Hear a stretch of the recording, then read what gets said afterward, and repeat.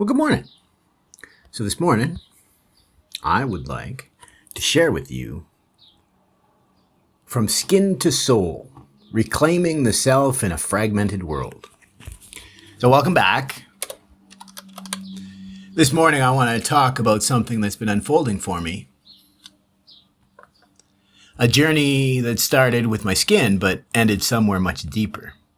This isn't just about illness or recovery, it's about identity. About how the body, the mind, and the soul fracture, and how we begin to switch them back together again. Stitch them back together again.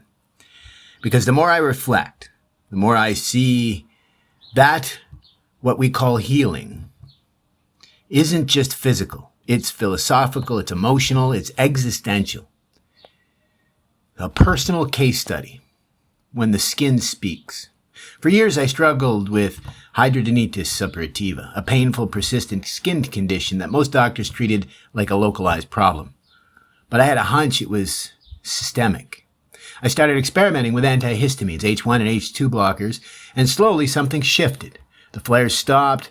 Foods that once triggered agony no longer had as significant of an effect. But here's what really stunned me. My thoughts became clear. My focus returned. Emotionally, I felt safer in my own body. That's when I realized this wasn't just a skin issue. It was a reflection. My body had been telling a story my conscious mind hadn't caught up to yet. So the hidden signals of a fragmented self. We live in a world that treats parts of us separately. Skin here, brain there, spirit maybe on Sundays, sometimes. But what if the fatigue, the anxiety, the learning issues, the chronic pain, what if they're all messages, symptoms of a deeper fragmentation? And what if healing isn't about solving one issue, but listening across the whole system? That's how I began to think about what I call the spectrum of self, the places we lose connection. Sometimes it shows up in the gut, sometimes in the classroom, sometimes in the mirror. So learning, dyslexia, and language as identity.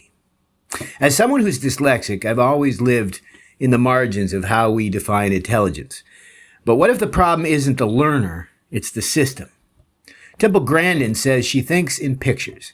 Alan Paivio's dual coding theory backs that up. We learn best when both verbal and visual systems are engaged, and yet school teachers,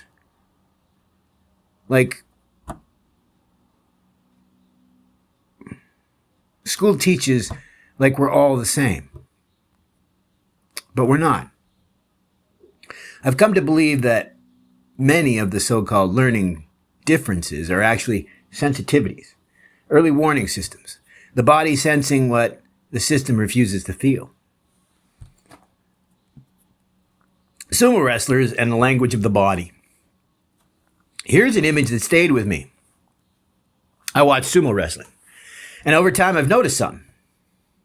When a wrestler is struggling mentally, emotionally, or physically, you can see it in their skin. It becomes puffy, swollen, almost like jello. It's not just size, it's water, stress, inflammation, dis-ease. It's like the body is saying, I can't hold this anymore. And maybe that's what most of us are carrying. Not just weight or trauma or fatigue, but fragmentation. From skin to soul, the call to wholeness. That's why I'm starting to ask a different kind of question. Not, how do you fix this, but what is this telling me about my wholeness? In the Gospel of John, there's a line that's haunted me. Do you want to be made whole? Not, do you want to be cured? Not, do you want to be fixed? But whole. And that's where this path has taken me. From skin to soul. From symptoms to stories. From isolation to integration. Because maybe healing isn't about returning to some former state. Maybe it's about becoming more fully ourselves. Metempsychosis, or an anastasis, or a metanoia. Being better than your previous self. So, wherever you are today, whether you're navigating illness, identity, or just the noise of the world, I hope this invites a pause. A space to ask, where am I fragmented? And where am I ready to be whole again? because the body knows, the soul remembers, and healing, real healing, always begins with listening. So thanks for being here. Till next time, stay curious, stay honest, stay whole, and always authentic.